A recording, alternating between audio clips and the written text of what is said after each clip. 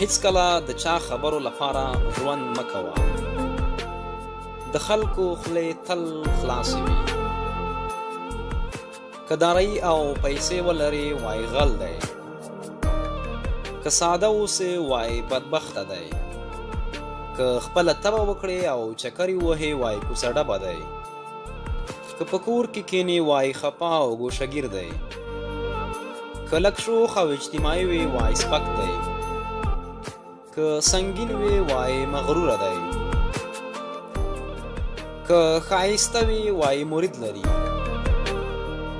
که ځواني ولري وای نمایشي دی. بس پرېږده، هر څه چې وایي وایي دی.